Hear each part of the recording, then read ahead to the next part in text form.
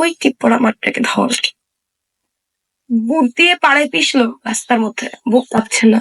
আপনার মনে হচ্ছে না আপনি ভুল করতেছেন কারণ ছাত্রভাবে মারতেছেন? সরি। ও যে কারোর জন্য হুমকি? জুলাইয়ের সময় তো এই ছবিগুলো ঘুরে নাই, নইলে হুট করে সেরেমের সাথে ঝামেলা হওয়ার পরে কি ছবিগুলো আমি পাবলিশ করছি? আর আমি কি বোকা? বমি করে ওখানে অজ্ঞান হয়ে গেছিলাম। যে আমি জীবনে কোনদিন আমার চোখের সামনে দেখিনি, আর বন্দুককে টানতেছিলাম। আমার কাছে দেশ আগে, তারপর আমি এই আন্দোলনে আপনি আমার ভূমিকা বা এত হাজার হাজার মেয়ের ভূমিকা অস্বীকার করতে পারবেন? রক্তমাখা শাড়িগুলো কেন রেখে দিয়েছেন? এরকমটা হয়েছে এবং এরকম সময় এরকম করে থাকতে হয়। কারণ আমি যখন বলছি অভিনেত্রী বলা যাবে, উনি বলছে হালকা পাতলা বলতে পারে। যতটুকু জানি যে আপনি রক্ত দেখতে পারেন না। হ্যাঁ, আমি ওই সময় এত রক্ত কিভাবে মেন্টালি ট্রমাটাইজ লাগতো না? রক্ত, রক্তের ঝড়, রক্তের বন্যা আমার শরীরে যায় হচ্ছে জুলাইয়ের 15 তারিখে। 15 তারিখে যখন ছাত্রলীগ প্রথম হামলাটা করে, তখন আমি ছিলাম ডিএমসিতে। ডিএমসিতে আমি একাই প্রায় 136 থেকে 140 জনকে ডিএমসিতে অ্যাডমিট করায়, যারা প্রত্যেকেই রক্তাক্ত ছিল। ওই দিন প্রায় 4 দফায় ডিএমসিতে আমার ছাত্রলীগের সাথে মারামারি হয়। ম্যাক্সিমাম নারী ছিল, 15 জনের মধ্যে প্রায় 9 জনের মতো নারী ছিল। ওই দিন আমি এমন কিছু কিছু অস্ত্র দেখছি যে আমি জীবনে কোনদিন আমার চোখের সামনে দেখিনি। চাপাতি বা চাইনিজ কুড়াল টাইপের কিছু, যে এখান থেকে আপনি অব্দি হচ্ছে ওটার হাতল, আর হাতলের মাথায় হচ্ছে একটা ওই যে কুড়াল থাকে না, ওইটা লাগানো। মানে ও চাইলে আপনাকে এখান থেকে ওইখানে মেরে দিতে পারবে এরকম করে। তো ডিএমসির ইমার্জেন্সি এরকম একটা জায়গা, ওখানে শুধু স্টুডেন্ট ছিল তা না, তো অনেক ক্রিটিক্যাল পেশেন্ট ঢুকতেছিল, কারণ বাইরে একটা যুদ্ধক্ষেত্র, এখানে হচ্ছে আহত মানুষগুলো আসতেছে। ডিএমসির সামনে যে আনসাররা থাকে নিরাপত্তার স্বার্থে, তারাও কেচি গেটের মধ্যে ঢুকে কেচি গেটটা লাগিয়ে বসে থাকতেছিল। আমি তো পারতেছি না, আমি তো নিরস্ত্র, আপনি বের হন। সে আমাকে বলে আপনার জানের মায়া আছে, আমার জানের মায়া নাই, আপনি আমার পিছে যান, আমি আপনাকেও দেখতেছি, আমি আমার ভাই বোন গুলাকেও দেখতেছি, আমি তো পারতেছি না এইভাবে মারতে দেখ। তাহলে ওই সময় টানাটানি করছিলেন, কি করতেন ওটা দিয়ে? আমি জানি না, আমার জাস্ট মনে হচ্ছিল সামহাও আমার সেভ করতে হবে। সামহাও আমার, মানে আমি এতটা ট্রমাটাইজ তখন যে ওরা আমাকে কেচি গেটের মধ্যে আটকে দিছে। আমি দেখলাম আমার সাথে দুইটা জুনিয়র আমার সঙ্গে নাই, ওরা দুটা মেয়ে।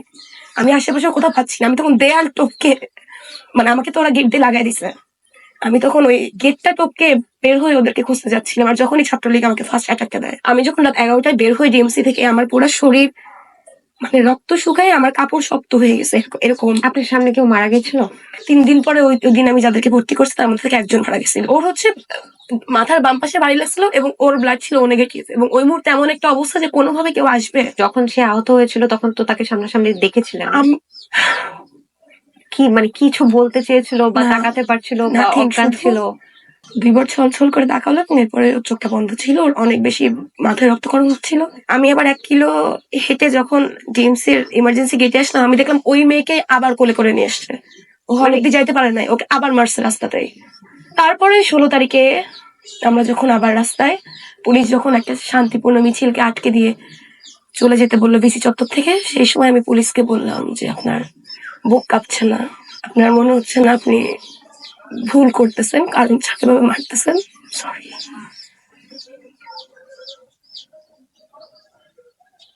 যে কোনো সময় মারা যেতে পারতেন ফারজানা সিথি, এবং আপনার চোখের সামনে অনেকে মারা আমার গেছে। ডান পাটা ভাঙা, পুলিশের মায়ের খেয়ে ভাঙি পাটা, এটা আমি মারতে খাইছি হচ্ছে 18 তারিখে। আমি চাইলে ওই দিন ডিএমসিতে মরে যেতে পারতাম, আমি চাইলে পরের দিন পুলিশের সাথে ঝগড়া করার সময় পেছনে যখন আমাকে আবার ছাত্রলীগ অ্যাটাক দিল সেদিন মরে যেতে পারতাম। আমি চাইলে 17-18 তারিখে যেদিন হলের মধ্যে বিজেপি এবং পুলিশ ঢুকে টিয়ার সেল সাউন্ড গ্রেনেড মেরে সবাইকে হল ছাড়া করতেছিল, সেদিন যখন আমি গেছি, যেদিনে আমাকে মেরে পাটা ভাঙা হয়েছে, আমি চাইলে ওদিনও মরে যেতে পারতাম। গিয়ে আমরা সুন্দর করে হাত উঁচু করে দিয়ে বললাম আমরা নিরস্ত্র, আমরা শুধু আসছি। আমরা দুজন গিয়ে বললাম যে আপনারা 10 জন মিলে আমাদের 2 জনকে ভেতরে নিয়ে যান। পুলিশ বললো চেপে দাঁড়ান। জাস্ট 1 মিনিটের মধ্যে সে ঘুরে এসে কোনো কথা হবে না, কোনো প্রশ্নের উত্তর নেই, আপনারা এখান থেকে যান বলে নন স্টপ পিটানো শুরু করলো। তো আমার একটা ছোট ভাইকে হচ্ছে পুলিশ কলার ধরে আটকাই ফেলছে। এই জন্য আমার আরেকটা বন্ধু, সে গেছে কেন পুলিশের কলার ধরছে, পুলিশের কলার ধরছে ওইরকম উপরে উঠে গেছে মাটি থেকে। আমি গিয়ে ওকে প্যাঁচে ধরছি যে আমি ওকে ছেড়ে দেন। আমরা তখন গণতন্ত্র মুক্তি তোরণের সামনে। তো আমি যখন ওকে ছাড়তেছি না, পুলিশ বললো দুইটাকে একসঙ্গে নে। তখন আমার ওই বন্ধুটা আমাকে একটা লাথি মারলো যাতে আমি এখান থেকে সরে যাই, কারণ তার 2 দিন আগে আমি কোটার পুলিশ বলে ফেলছি। পুলিশ আমাকে দুটো মারলো পায়ের মধ্যে, ওকে আমার হাত থেকে টেনে ওকে পিটাই নিয়ে গেল। পড়ে যাওয়ার পরে আমাকে আবার বাড়ি মারলো, কারণ আমি নি ডাউন হয়েছিলাম, আমি একদম পড়েছিলাম না। তখন আমার এই হাড়টা ফ্র্যাকচার হয়ে গেল। আমার কাছে দেশ আগে, তারপর আমি পা রক্তাক্ত হয়ে গেছে, আমার পা কেটে গেছে, আমি পড়ে আছি। ওই অবস্থায় একজন পুলিশের কোনো দরকার নাই, সে আমাকে প্রায় 2 মিনিট বুট দিয়ে পাড়ায় পিষলো রাস্তার মধ্যে।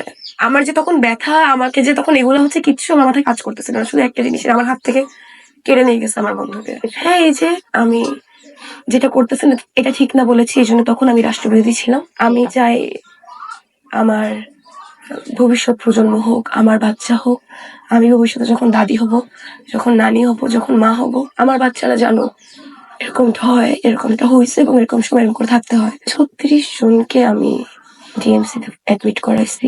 আমার বাসা আশেপাশে, এখানে আহত ওখানে আহত, ওইভাবেই দৌড়াচ্ছি, ওইটাই মারতেছে ওইটাই শুকাচ্ছে, আবার ওইটা পরে বের হচ্ছি কারণ আমি তো বাসায় যেতে পারতেছি না, আমার এক কাপড় পরে বের হওয়া লাগতেছে। আর আমি তো টিপ পরি, তো ওই যেরকম একটা ব্যাপার যে ওই টিপ পরা মাঠটাকে ধর। তো ওই দিন ওটার পুলিশগুলো চিৎকার করার পর আমি দেখলাম যে আমি সারাদিন না খাওয়া, আমি টায়ার্ড, আমার পায়ের তলা কাঁপতেছে, আমার গলা দিয়ে রক্ত বের হয়ে যাচ্ছে, কিন্তু আমার ক্ষুধা লাগতেছে না। আমাদের থেকে ক্ষুধা চলে গেছিল সামনে থেকে, বমি করে ওখানে অজ্ঞান হয়ে গেছিলাম। আমি ঘরের মধ্যে গুম হয়ে রাষ্ট্রবিরোধী সন্ত্রাস জঙ্গি বলে মরতে চাই না আপু, আমি রাস্তায় থাকবো, আমি গুলি খাই, আমি মরে যাই। বা আমাকে যদি গুমও করে ফেলে, আমার খবর না পেলে আমাকে একটা শহীদি জানাজা পড়ায় দিও, কিন্তু আমি রাষ্ট্রদ্রোহী এই কথা প্রচার হইতে দিও না। যে কোনো সময় ফোন দিলে ফারজানা সিথি আর নাও ধরতে পারতো তখন। হ্যাঁ, আমাদের একটা আইডেন্টিটি, মানে আমাদের নাম, বিশ্ববিদ্যালয়, ফোন নাম্বার আর ফ্যামিলির কারো একটা নাম্বার একটা কাগজে লিখে ওইটাকে ছবি তুলে ওইটাকে ফোনে ওয়ালপেপার বানাই আমরা বের হচ্ছি। আমার পরিচয় পাওয়া যাবে, আমার বাবাকে কল দিয়ে বলা যাবে হয় মরে গেছে নয় আহত হয়েছে।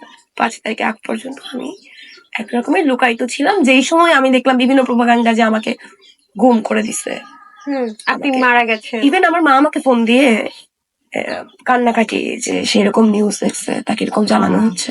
তো আমার বাবা জানে যে আমাকে না করে লাভ হবে না, তুমি যদি বাইরে যাও তুমি আমার মাথা খাও, এইটা সেইটা, মরে যাবি, তোকে এই আন্দোলন শেষ হইলো কি তুই বেঁচে যাবি নাকি, তোকে তো এখানে পাঠিয়ে দিবে সেখানে পাঠিয়ে দিবে, হ্যাঁ তুই গুম হয়ে যাবি, জীবনে তো সরকারি চাকরি হবে না।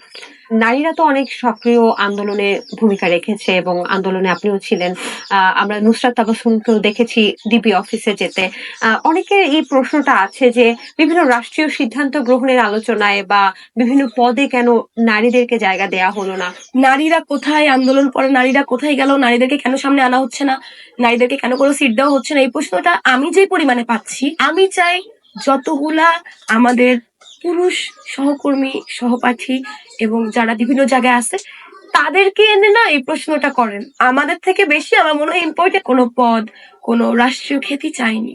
সুতরাং আমার এখানে আক্ষেপের জায়গা নেই। আমার আক্ষেপের জায়গাটা কোথায় আছে? এই আন্দোলনে আপনি আমার ভূমিকা বা এত হাজার হাজার মেয়ের ভূমিকা অস্বীকার করতে পারবেন? আমি আমার জায়গা থেকে বলবো, আমি তো এরকম কোনো রাষ্ট্রীয় ক্ষমতা, কোনো রাষ্ট্রীয় পদ চাইনি, কিন্তু আমার আক্ষেপের জায়গাটা আছে। আক্ষেপের জায়গাটা আছে যে নারীরা যখন একটা আন্দোলন শেষ হলো, এরপরে কেন কয়েকটা ছবি এবং কয়েকটা ঘটনাকে কেন্দ্র করে ভ্যানিশ করে দেওয়ার একটা পায়তারা হইলো। আমার যে ছবিগুলোকে নিয়ে এত চিৎকার হচ্ছে, ভাইরাল হচ্ছে, এত শেমিং করা হচ্ছে, ভ্যানিশ করার পেছনেও কি মানে অবশ্যই আপনি একটু বলেন তো, আমার তো এই ছবিগুলো আমার নিজের প্রোফাইলেও পোস্ট করা, তো আপনি আমাকে বলেন তো এই ছবিগুলো তো জুলাইয়ের 15 তারিখের পর থেকেই ছিল, আমাকে তো জুলাই থেকে মানুষ চিনে, ওই জুলাইয়ের সময় তো এই ছবিগুলো ঘুরে নাই, নইলে হুট করে সিনেমার সাথে ঝামেলা হওয়ার পরে কি ছবিগুলো আমি পাবলিশ করছি? আমি কি বোকা? যখন 1971 সালে মুক্তিযুদ্ধে যারা শহীদ হয়েছে আহত হয়েছে তাদের তো একটা রাষ্ট্রীয় সম্মাননা ছিল, সার্টিফিকেট, বা তাদেরকে মনে রাখার জন্য সুষ্ঠু তালিকা হয়েছে, কেউ চোখ হারিয়েছে, কেউ হাত হারিয়েছে, কেউ পা হারিয়েছে।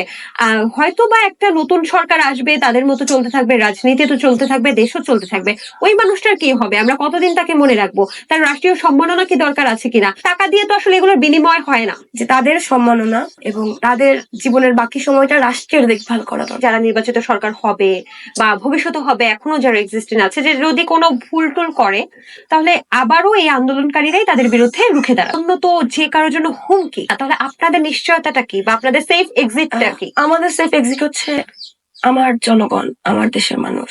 এই যে মনোভাবটা আমার, যে এরপরে যদি আবারও কোনো ফ্যাসিস্টের জন্ম হয় বা আবারও কেউ ক্ষমতায় এসে যদি ফ্যাসিবাদী ব্যবহারটাই করে, তাহলে আমি সেটি বলছি যে আমাকে আপনি আবার রাস্তায় পাবেন। আমি চাই প্রত্যেকটা মানুষ তার জায়গা থেকে এই চেতনাটা ধরে রাখুক। নতুন স্বাধীনতা পেলাম, কেমন দেখতে চান?